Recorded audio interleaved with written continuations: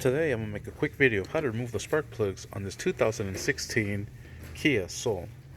Alright, the tools that you're going to be needing is going to be a 5/8 deep socket. This one's a special one with a rubber inside so you can grab the spark plug.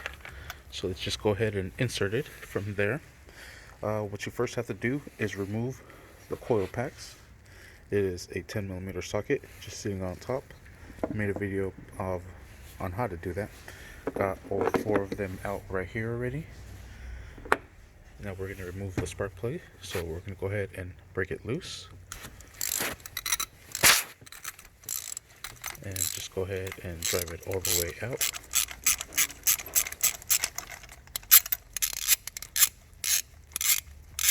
Once you've driven it all the way out, because of that special socket, should come right out.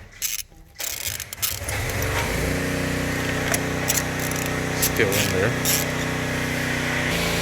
Alright, I just took off the ratchet and just used my hands to get this out, and there it is. And that is how you remove the spark plugs on the 2016 Kia Soul.